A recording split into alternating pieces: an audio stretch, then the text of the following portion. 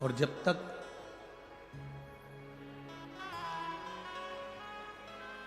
देवादिदेव महादेव की करुणा नहीं होती, कृपा नहीं होती, उसकी दया नहीं होती,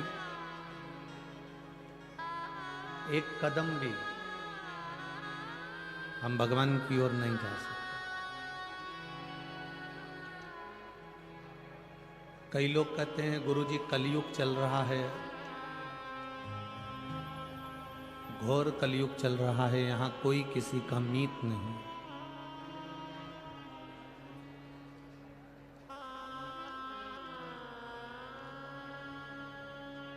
हम कहते हैं भगवान देवादिदेव महादेव से प्रार्थना करो, भगवान शिव को धन्यवाद दो कि इस घोर कलयुग में जहां भाई भाई को मारने दौड़ता है,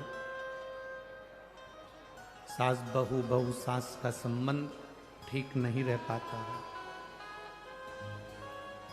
पति पत्नी भी श्रेष्ठता से नहीं रह रहे हैं, बच्चे अपने माता पिता से, माता पिता अपने बच्चों से श्रेष्ठता से नहीं रह रहे हैं। ऐसे घोर कलयुग में भी भगवान शंकर की कथा आप अगर ये लाखों की संख्या में श्रवण कर रहे हैं तो ये कलयुग नहीं, ये शिव युग है जिसको भगवान ने बनाया।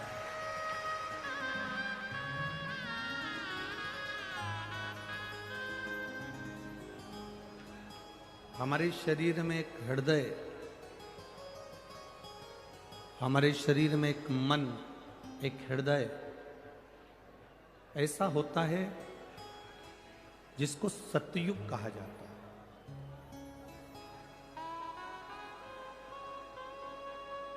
क्योंकि हम उसमें सत्य का निवास करते हैं।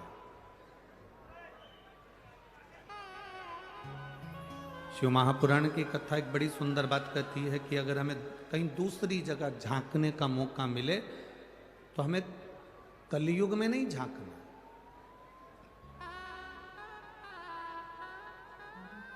यदि हमें कहीं झांकने का मौका मिले तो अपने इस सतयुग में, अपने हृदय में झांक कर देखिए, उसमें तुम्हें बहुत कुछ मिलेगा, बहुत कुछ।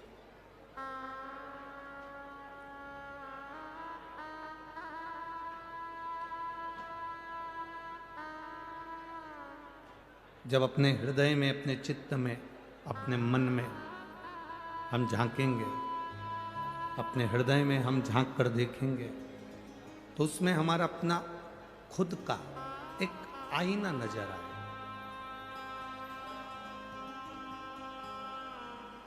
जिस आईने में हम हमारे परमात्मा का दर्शन कर सकते हैं। एक बात हमने पहले भी कही, आज फिर कहते हैं, कहीं बहुत दूर तुम्हें जाने की जरूरत नहीं है भगवान को रिझाने के लिए।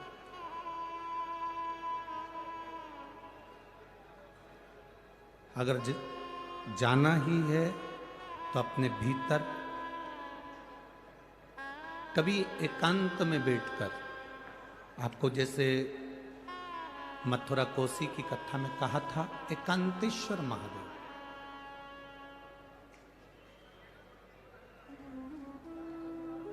कभी तुम भी एकांत में बैठकर भगवान शंकर की भक्ति धारण करो।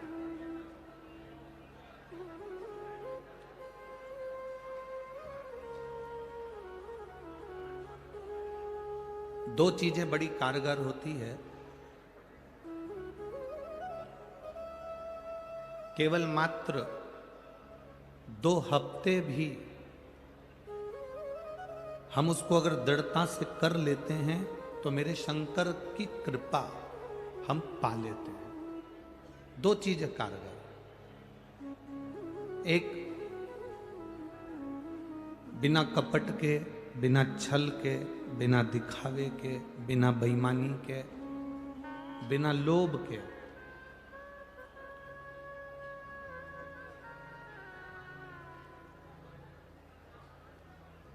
श्री शिवाय नमस्तुभ्यम मंत्र का जाप बेलपत्र के वृक्ष के नीचे बैठकर करना। उसमें एक बार आपकी कामना हो जाना चाहिए, उसके बाद तुम्हारे मन में ये नहीं आना चाहिए कि मैं इस कामना के लिए ये व्रत ये जप कर रही हूं। शुरू दिन आप जब बेलपत्र के पेड़ के नीचे बैठे, शुरू दिन जब आप बेलपत्र के वृक्ष के नीचे बैठकर कामना कर कर एक बार अपने मन में आ जाना चाहिए कि मैंने इस कामना से श्री शिवाय नमस्तुभ्यम मंत्र का जाप किया।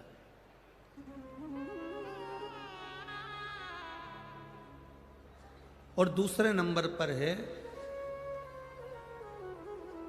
जब बेलपत्र का पेड़ कहीं सूख गया हो और किसी किसी के यहां पर बेलपत्र का वृक्ष जब सूख जाता है तो उस वृक्ष को लोग निकाल देते हैं, तोड़ देते हैं, काट देते हैं, निकाल देते हैं। अगर किसी के यहां पर बेलपत्र का पेड़ कट गया हो, सूख गया हो, सूखा हो, किसी के काम नहीं आ रहा हो, तो वहां से बेलपत्र के वृक्ष की थोड़ी सी जड़ के पास का भाग लेकर आना और उसका चंदन जैसी मुठिया बना लेना और उसको फिर घिस कर मेरे देव अधिदेव महादेव को जब जल चढ़ाने जाओ तब वो बेलपत्री का चंदन मेरे महादेव को लगा कर आओ। हरे वृक्ष को नहीं तोड़ना। जो वृक्ष सूख गया, जो वृक्ष पूर्ण तरह से साल भर हो गया, 1.5 साल हो गया, 2 साल हो गया, किसी किसी के यहाँ का पेड़ कटने वाला है, सूख चुका है, बेकार हो चुका है, लोग उसे निकालना चाह रहे हैं, उसकी अगर थोड़ी सी लकड़ी, थोड़ा सा भाव मिल जाए, उसका घिसा हुआ चंदन देवाधिदेव महादेव को समर्पित किया।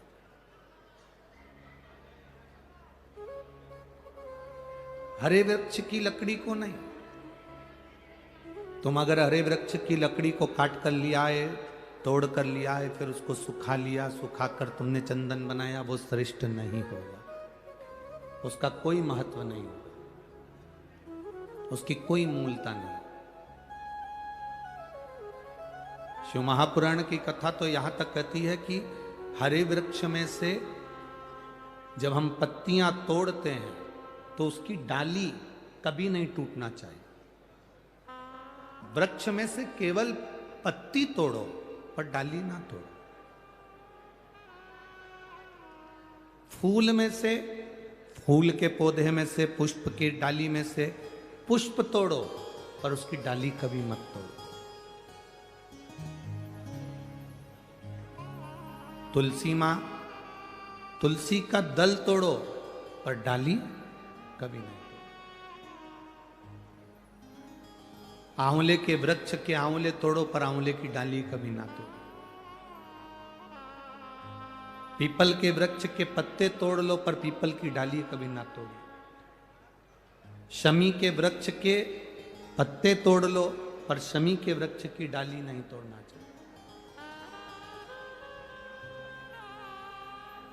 कारण क्या होता है? 84 लाख मनुष्य की योनियां हैं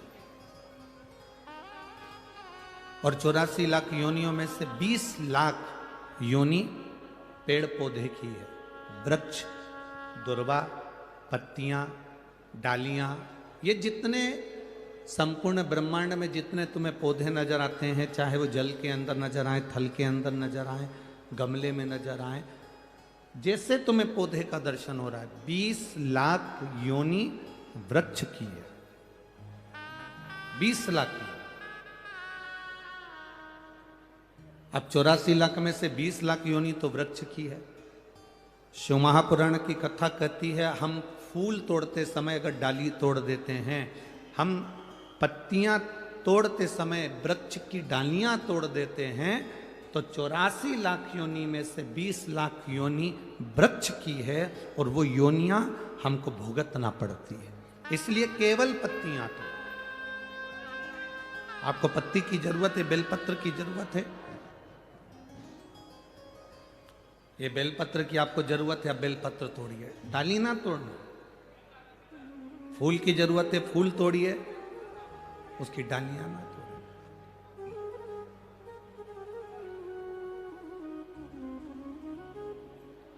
कई लोगों का ऐसा भाव होता है कि ढेर सारी डालियां तोड़ के ले आते हैं और मोहल्ले में पत्तियां बांटते हैं और सोचते हैं मैंने पुण्य कमाया। नहीं नहीं, इससे पुण्य की प्राप्ति नहीं।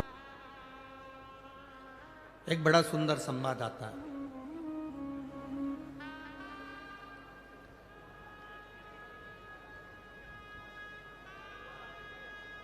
कुर्म पुराण का। एक गिद्ध जंगल में रह रहा है और उस गिद्ध का पूरा परिवार जंगल के अंदर है।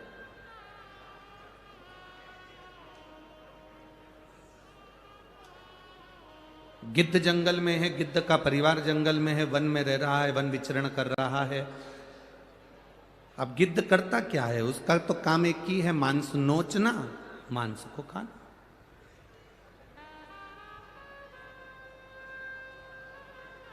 एक दिन गिद्ध जिस जगह से निकल कर जा रहा था तो वहां से 4 संत निकल कर जा रहे थे। बड़े भाव से वो चारों संत हरि गुणगान करते करते चले जा रहे थे।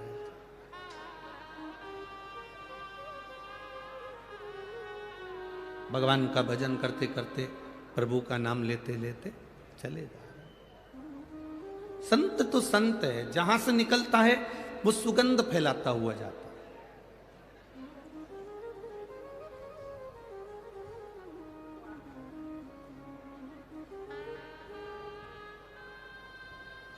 एक बेकार व्यक्ति और एक अच्छा व्यक्ति, एक अच्छे व्यक्ति का संग और एक बेकार व्यक्ति का संग।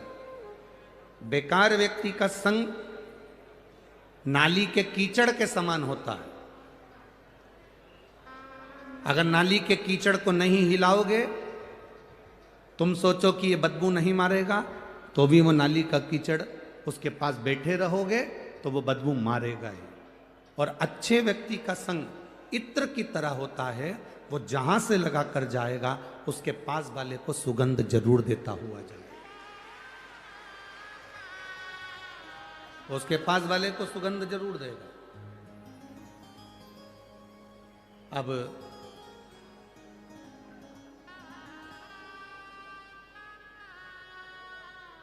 भगवान की विरल भक्ति को जैसे जैसे आप धारण करते जाते हो वैसे वैसे फल मिलते जाता। अभी एक भैया एक बेटी को लेकर यहाँ आए थे, आप लोग दर्शन करे थे। उसको गोदी में उठाकर लेकर आए थे।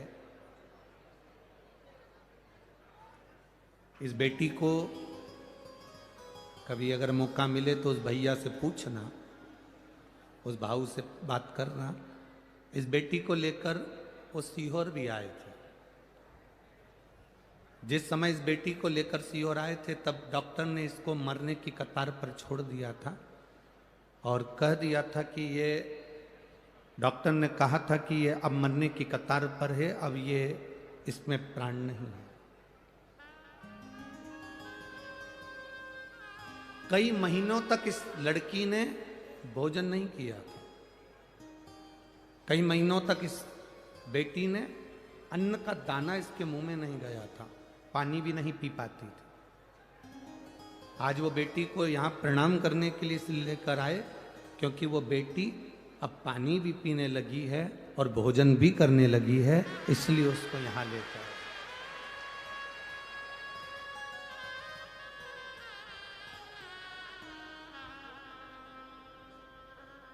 कि बाबा इतना संभाला है, प्राण छूटते हैं जीव के पर तड़प तड़प कर ना छूटे, ये हर एक व्यक्ति के मन के भाव होते हैं। शरीर मिला है उसका प्रयोग।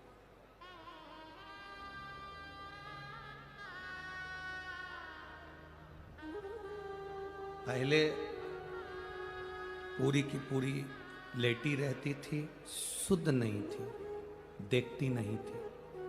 अब वो कह रहे थे कि इसमें थोड़ा ज्ञान आया, अब समझने लगी है, देखने लगी है और सब उसके मन का भाव भी जानती है।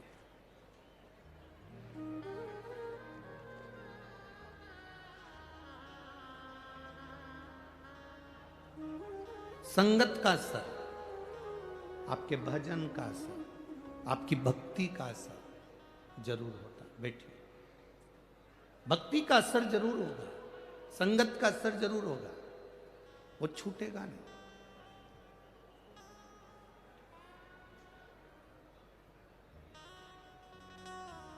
शिव कथा कह रही है कि गिद्ध ने 4 संतों को जाते हुए देखा तो वो भजन करते करते जा रहे थे, स्मरण करते करते जा रहे थे, स्मरण करते करते। राम कृष्ण हरि जय राम कृष्ण राम कृष्ण हरि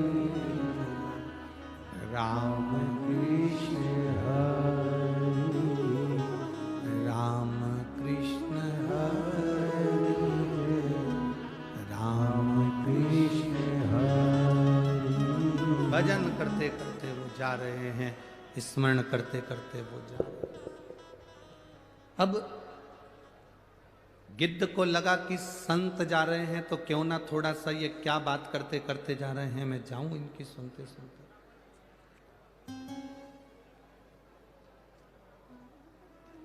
आप में से कई लोग ऐसे हैं जो कभी शिव महापुराण की कथा में आज तक नहीं गए। आप में से कई लोग ऐसे हैं जो कभी शंकर को मानते नहीं थे। आप में से कई लोग ऐसे हैं जो कभी शिव के मंदिर नहीं जाते थे।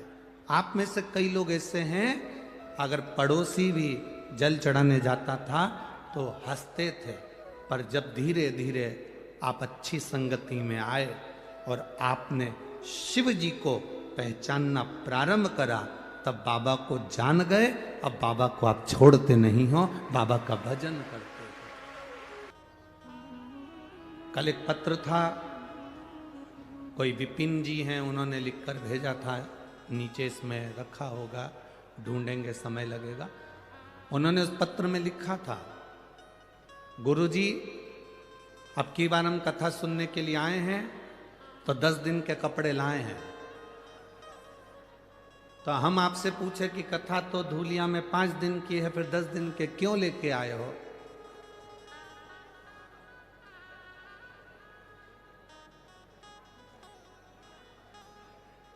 आगे कहां की तैयारी है ये देख लो। हम तो बोले ही नहीं। 10 दिन के कपड़े लेकर आए, 5 दिन कार्तिक महीने में यहां सुनेंगे, 5 दिन कार्तिक के महीने में 21 तारीख से लेकर 25 तारीख तक नासिक में, कार्तिक के विराम पर पचवीगन में विराम के 5 दिन का आनंद लेते हुए देव दीपावली शिव महापुराण की कथा 2 बजे से 5 बजे तक नासिक में श्रवण कर लेंगे।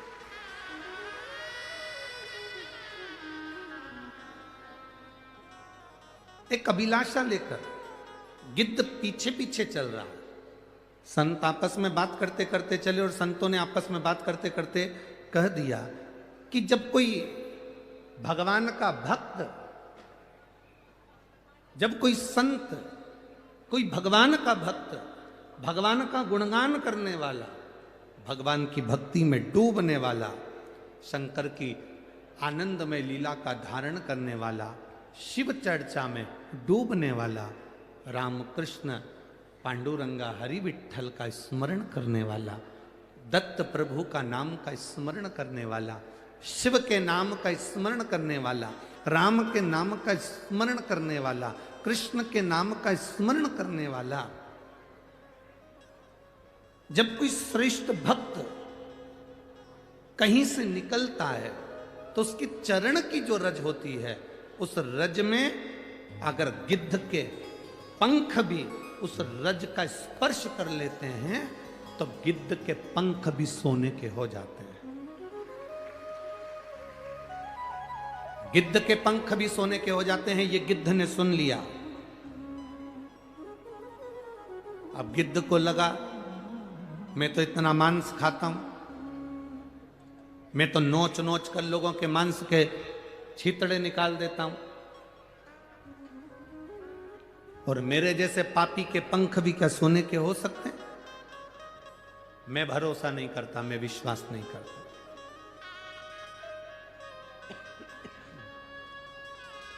ये मेरा भरोसा नहीं है, ये मेरा विश्वास नहीं।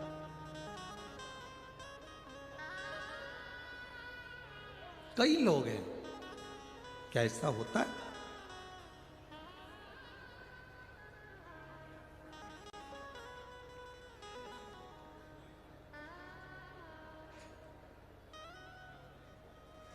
एक बात आपसे पूछें, जिसका लीवर और जिसकी किडनी, कभी डॉक्टर से पूछना, जिसका लीवर जिसकी किडनी पूरी खराब हो चुकी हो, एकदम समाप्त हो चुकी हो, या जिसका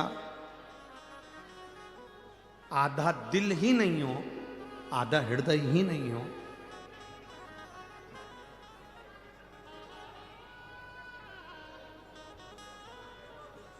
तो वो क्या संसार में बहुत दिन टिक सकता है, बहुत दिन रह सकता है?